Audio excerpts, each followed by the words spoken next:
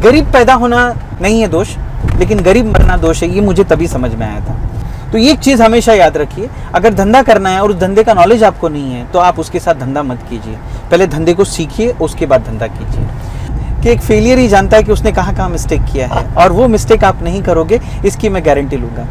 कि शायद मेरे इतना अपने लाइफ में कोई फेलियर नहीं देखा होगा जितना मैंने अपने लाइफ में फेलियर देखा है। मैं जब 8th स्टैंडर्ड में था तब एक बहुत अच्छी प्राइवेट स्कूल में गया था एडमिशन लेने के लिए, और मेरे रिज़ल्ट को ऐसे उठा के रख दिया गया था, और मैंने उनको कहा था कि मैं तो फर्स्ट आया हूँ।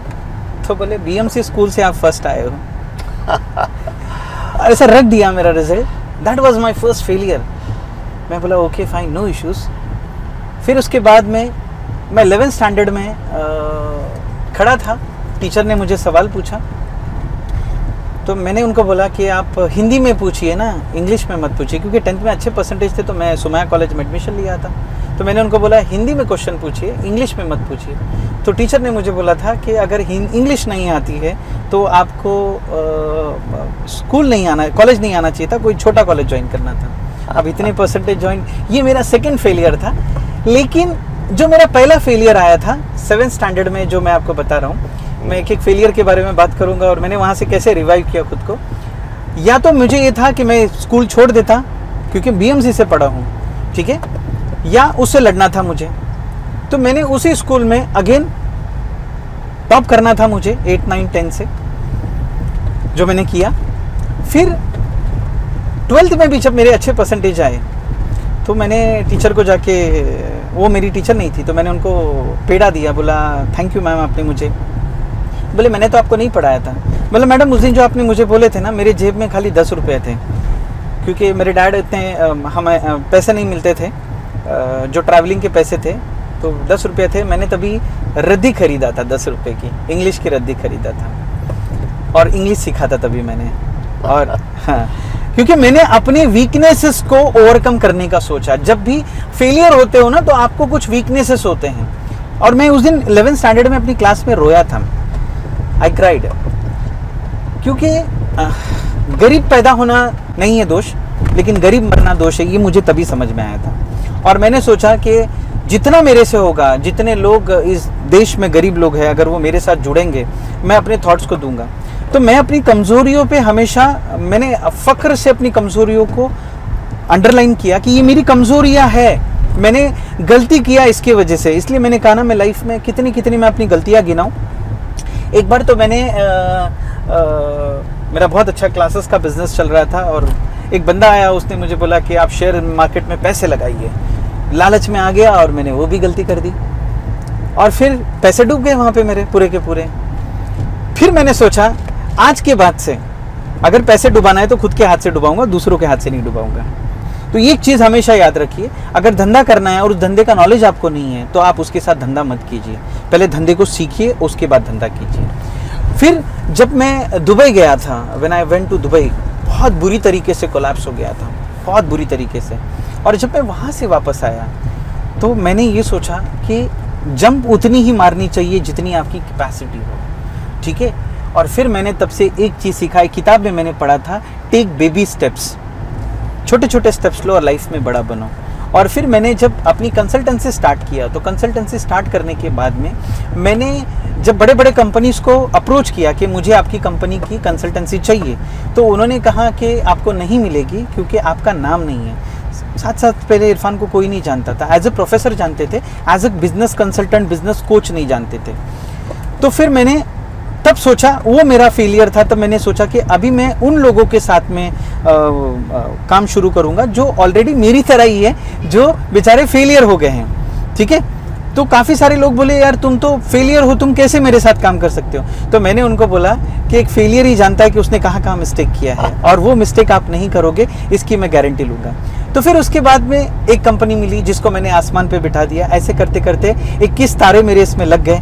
फिर आज ऐसे हो गया है कि मैं 2 जगह पे काम करता हूँ कि जो कंपनीज़ है, अच्छी अच्छी कंपनीज़ है, उनको कंसल्टेशन देता हूँ। और दूसरा, जो बंदा कोई अपना खुद का बिजनेस स्टार्ट करना चाहता है, जैसे भाई अभी आपने बताया कि लोगों के पास पैसे नहीं होते हैं, ठीक है, तो मेरी जो इरफान कौचाली मेरी उद्योग गुरु ट्रेनिंग एंड कंसल्टेंसी है, तो ऐसे लोगों को मैं free of cost her Sunday को वेबिनार देता हूँ मैं, स्टार्ट योर ओन बिजनेस, ठीक है।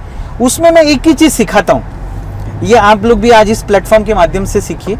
ये मैंने देखा कि बहुत से लोगों के पास ज्ञान होता है, सरस्वती होती है, लेकिन उनको देने की कला नहीं होती है। उनको लगता है देंगे तो लोग हमें पैसा नहीं भरेंगे। मैं तो फ्री में बांटता हूँ इस चीज़ को, ठीक है।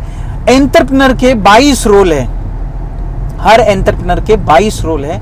वो 22 रोल अगर एंटरप्रेन्योर समझ जाएगा, वो एंटरप्रेन्योर अगर समझ जाएगा, जो भी बिजनेसमैन है, जैसे अभी मैं एक बिजनेसमैन हूँ, अगर मुझे मेरा रोल समझ में आता है तो मैं उस रोल को बखूबी निभा पाऊंगा। लेकिन कोई भी बिजनेस तो शुरू करता है, लेकिन उनको अपना रोल नहीं पता होता, ठीक है। आपने लगान में आमिर खान जी को देखा होगा कि वो अपने रोल में क्या थे, पूरी तरीके से मदमस्त थे, उसके अंदर इन्वॉल्व थे।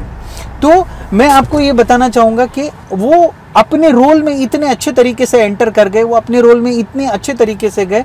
वैसे ही जब एक एंटरप्रेन्योर, एक बिजनेसमैन अपने रोल को समझता है और उसमें पूरी तरीके से घुस जाता है, उसको एक डेडिकेशन के साथ करता है, उसका एक विजन सेट करता है, मिशन सेट करता है, अपना कोर पर्पस सेट करता है। दोस्तों, एक्सक्यूजेस छोड़ दीजिए उस चीज़ को।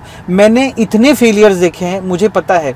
आज के बाद मैं फेलियर्स बहुत कम देखूंगा। क्यों पता है? क्योंकि अब मैं जो भी डिसीजन लेता हूं ना, वो 6 स्टेप्स फॉलो करता हूं किसी भी चीज़ को डिसीजन लेने के लिए। तो गलतियां बहुत कम होती है।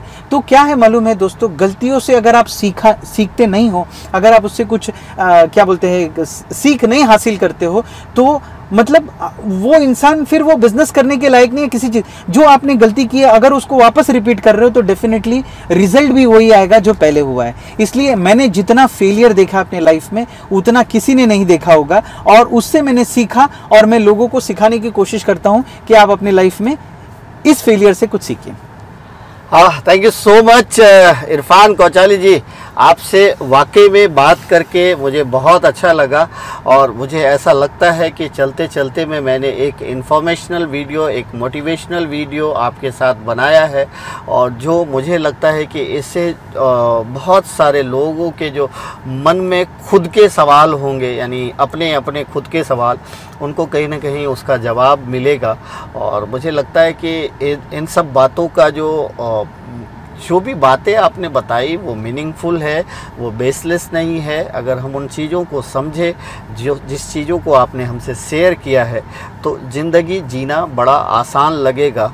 और डिफ़िकल्टी मुझे नहीं लगता है कि डिफ़िकल्टी जो है कुछ लगेगी, क्योंकि जीवन को जीने के लिए 2 वक्त का खाना, वो हर आदमी अगर इन सारी चीज़ों को फॉलो करे तो वो अपने आप जो है वो 2 वक्त का खाना खा सकता है। और जब 2 वक्त की इज़्ज़त की रोटी आपको मिल जाती है, तो उसके बाद जो है आपका जो डेवलपमेंट है, उसके बाद आप जो करते हैं वो आगे बढ़ता है। इस कुछ वो बोलना चाह रहे थे आफ्ताब है, आप ना चंद्रमुखी फूल की तरह काम कर रहे हो। मैं आपको थैंक्स बोलना चाहूँगा। मैं चंद्रमुखी फूल का आपको एक एग्जांपल देना चाहूँगा। उसको सनफ्लावर क्यों कहते हैं? क्योंकि चंद्रमुखी फूल सूरज की तरफ देखता है, जब रोशनी होती है तो ऊपर देखता है, और जब नीचे बादल आ जाते हैं ना, तब वो सूरजमुखी फूल क्या करता है पता है? एक सूरजमुखी फूल दूसरे सूरजमुखी को देखने लगता है और अपनी एनर्जी देता है। वही काम आज आप कर रहे हो। आज मैं एक अपने प्लेटफॉर्म पे काम कर रहा था, आपने वो मौका दिया कि आज लॉकडाउन के टाइम पे मतलब लोगों को मोटिवेट करना, ऐसे आपने मुझे बुलाना, अपना समय देना और मुझे इनवाइट करना इस प्लेटफॉर्म पे, ये बहुत बड़ा ऐसा काम है और हर किसी को आज करना ज़रूरी है। क्योंकि हमारा देश हमसे क्या चाहता है? यही चीज़ चाहता है कि आप एक दूसरे के लिए चंद्रमुखी फूल बनो। जैसे भाई आज हमारे चंद्रमुखी फूल बने हैं, ठीक है, मैं किसी का बन रहा हूँ चंद्रमुखी फूल, आप भी किसी न किसी के लाइफ में सनफ्लावर बनिए। एट लास्ट इन्होंने बहुत अच्छा एग्जाम्पल दिया। दोस्तों, मैं अब इतना ही कहूँगा कि इन्होंने जो बातें बताई है, मैं कोशिश करूँगा कि उसको अच्छी तरीके से आप तक पहुँचाऊँ, स्टेप बाय स्टेप पहुँचाऊँ।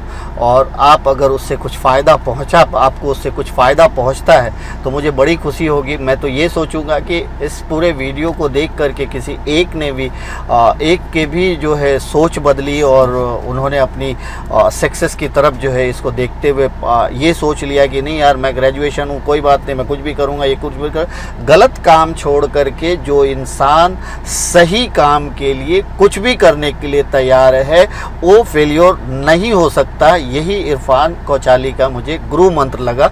तो दोस्तों आज के लिए इतना ही। इरफान कौचाली जी आपका बहुत बहुत शुक्रिया कि आप जो है ऑल द वे बॉम्बे से आए, हमारे मीरा भाईंदर में आए और मीरा भाईंदर में आकर के हमारे चैनल के माध्यम से लोगों को कुछ न कुछ सीखने को ज़रूर मिलेगा, मुझे उम्मीद है। Thank you so much. Thank you sir. उद्योग गुरु के जरिए जो है ये लोगों को किस तरह से बिजनेस करना चाहिए, अगर कुछ उसमें कमी है तो उसको कैसे दूर किया जाए, इस पे इरफान कौचाली जी जो है बहुत अच्छे से काम करते हैं। और उसकी वजह ये है कि उन्होंने कहा कि इतना कुछ मैं सिर्फ इसलिए कर पाता हूँ क्योंकि मेरी ज़िंदगी में मैं कई बार फेल्योर हुआ हूँ और उस फेल्योर के बाद जो कमज़ोरी थी उसको मैंने दूर करने की कोशिश की।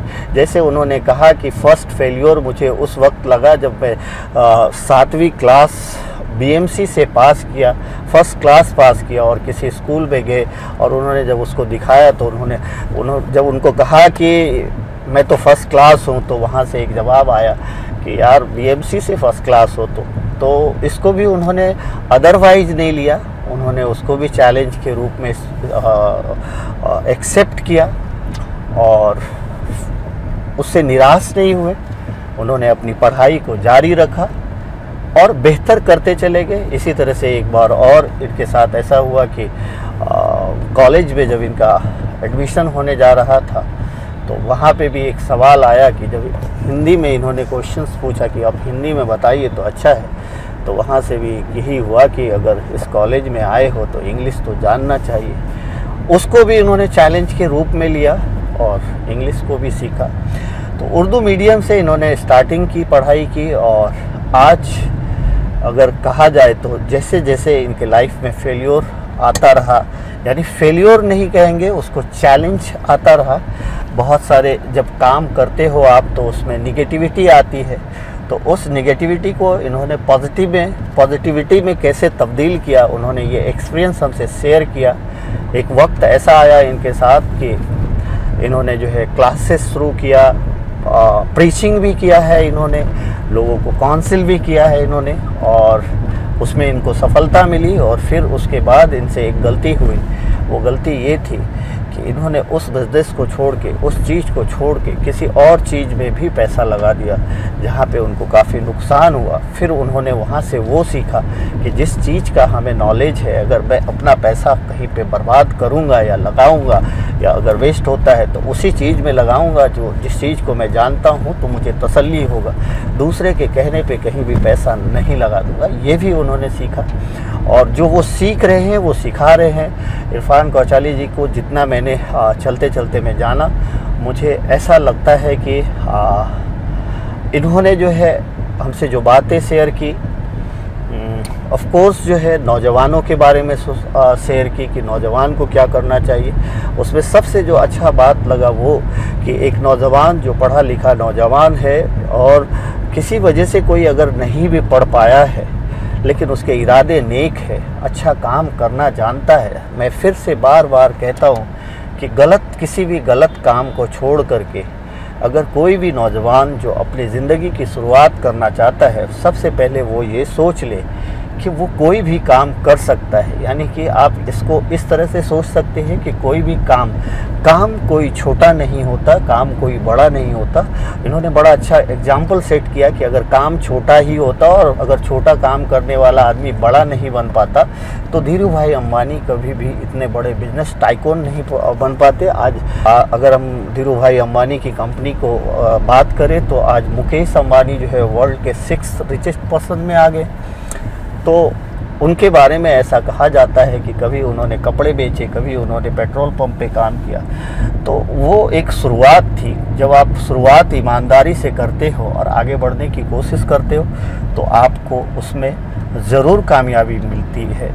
ऐसा ही मुझे कुछ समझने को मिला इरफान कौचाली जी से। ऐसे बहुत सारे लोग हैं जो अपने ज़िंदगी के छोटे मोटे परेशानियों से परेशान होकर के सुसाइड अटेम्प्ट की तरफ जाना चाहते हैं। उनको लगता है कि बस ज़िंदगी यहाँ ही ख़त्म हो गई, मैं आज एक बार तरक्की किया था, उसके बाद मैं डाउनफॉल हो गया, अब मैं कुछ नहीं कर सकता, अपने आप को जीरो से फिर हीरो नहीं बना सकता।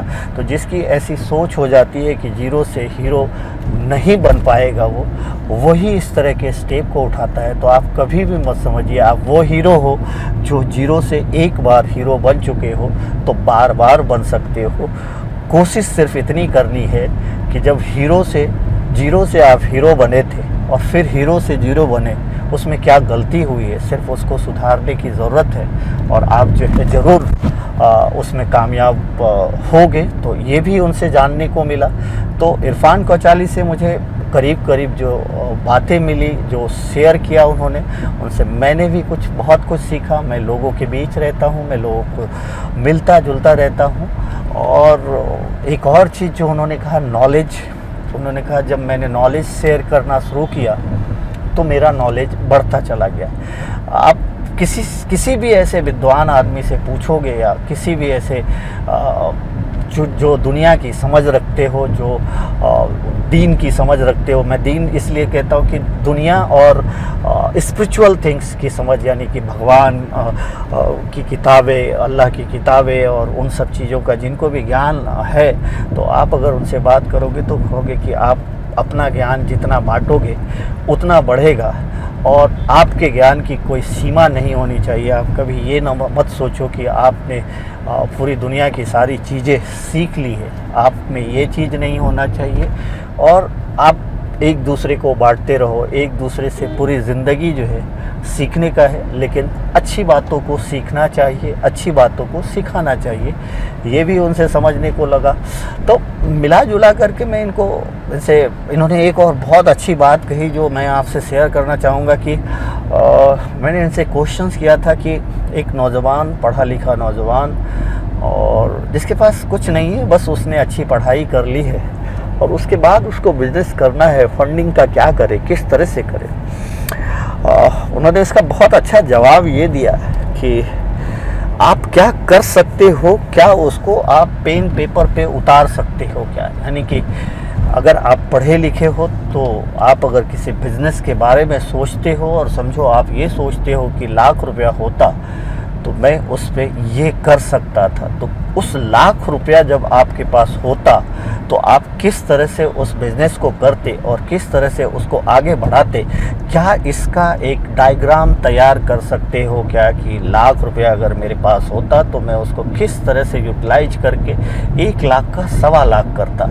अगर ये आपको आता है तो आप उसको पूरी तरह से डायग्राम कीजिए।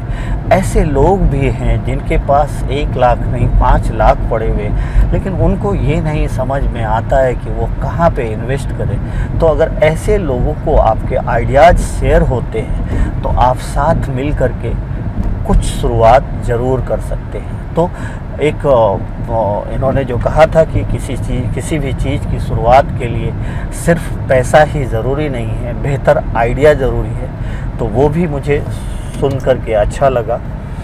और ये सब बातें मुझे इसलिए प्रैक्टिकल लग रही कि मैं यही सारे चीज़ को देख रहा हूँ। लोग जो फेस करते हैं वो इसी तरह की जो चीज़ों को फेस करते हैं, इसी तरह के फेलियर को फेस करते हैं। तो दोस्तों, इनसे बात करने के बाद ऐसा लगता है कि यार फेलियर जैसी कोई चीज़ नहीं है। आप कई बार फेलियर हो और कई बार सक्सेस हो सकते हो।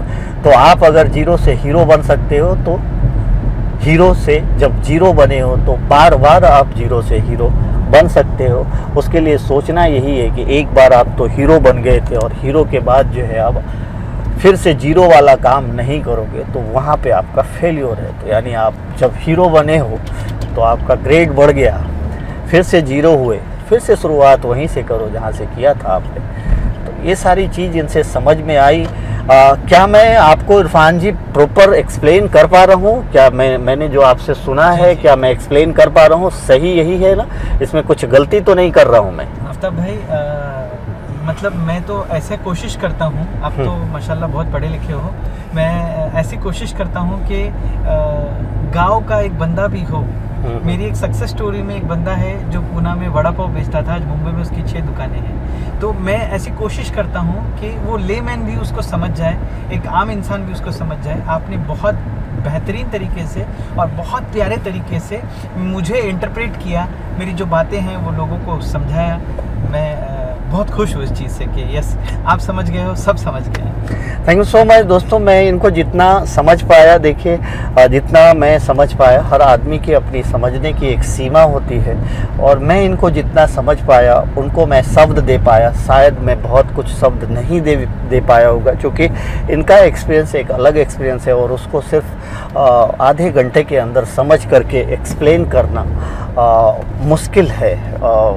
क्योंकि आप जब किसी ने इतना लंबा सफ़र तय किया है, उतार चढ़ाव आए हैं उनके ज़िंदगी में, और उसको सिर्फ आधे घंटे में समझना मुश्किल है और उस बारे में बात करना बड़ा मुश्किल है। लेकिन मैंने कोशिश की कि उनसे जो समझा है मैंने, उसमें से थोड़ा सा 1% मैं उनकी समझते हुए आपको उनसे जो हमने समझा है वो आप तक रख पाऊँ, और ये रख पाया हूँ मैं।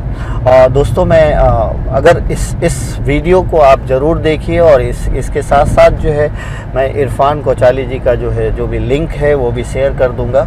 और अगर इससे किसी भी हमारे जो व्यूवर्स हैं, हमारे जो लोग हैं, उनको अगर फ़ायदा पहुंचता है, तो मैं प्रॉमिस करता हूं कि मैं इरफान कोचाली के साथ वीक में एक बार ज़रूर मुलाकात करूंगा, ताकि इस तरह से अगर मैं सेवा कर सकता हूं, ये भी एक सेवा है, समाज सेवा है, वो मैं ज़रूर करूंगा। जैसा उन्होंने कहा कि ऐसा कोई आदमी जो निराश है, अगर वो मेरे पास आता है तो मैं उससे कोई चार्ज नहीं करता हूं, लेकिन वही एक बिज़नेस के लिए अगर कोई प्लान करता है, कोई बिज़नेस टाइकून हमसे बात करता है, तो उससे मैं चार्ज करता हूं। तो देखिए, हर आदमी एक तो पैसा भी कमाता है, और हर आदमी के अंदर जो है सेवा भाव भी है।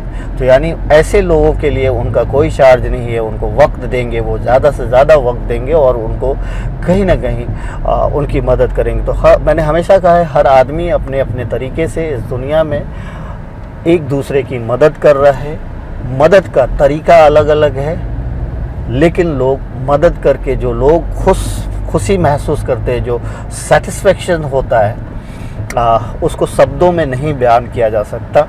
क्योंकि ऐसे बहुत सारे लोगों को हमने देखा है जो किसी की मदद करके, उसके चेहरे की मुस्कुराहट को देख करके जो खुशी महसूस करते हैं, जो बोलते हैं कि ये लाखों करोड़ों में मैं इस मुस्कुराहट को नहीं खरीद सकता, और जो मुस्कुराहट उनके चेहरे पे आए। तो ये ऐसे बहुत सारे अच्छे लोग हैं, बुरे लोग भी हैं इस दुनिया में, लेकिन अच्छे लोग भी हैं। तो अगर हम अच्छे लोगों से अच्छी बातें सीखें, बुरे लोगों से बुरी बातें ना सीखें, उसको अवॉइड करें, तो यही बेहतर होगा, यही ज़्यादा अच्छा होगा, यही ज़्यादा बेहतर होगा।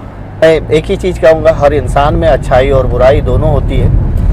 तो आप हमेशा कोशिश कीजिए कि उस बुरे इंसान से अच्छाई सीखिए और बुराई को छोड़ दीजिए। तो दोस्तों, चलते चलते मैं आज इतना ही। चलते चलते मैं कैसे उत्तन गया और उत्तन से वापस आ गया, इसी बहाने मैं कुछ उत्तन के आपको विजुअल दिखा पाऊँगा। तो चलते चलते मैं इरफान कोचाली जी के साथ पता ही नहीं चला। इस वीडियो को ज़रूर देखिए, आप अपने सुझाव, आप अपने कमेंट्स, ये वीडियो कैसा लगा ज़रूर बताइए। आप सब अपना ख्याल रखिए, दुआओं में सभी को याद रखिए। Thank you so much.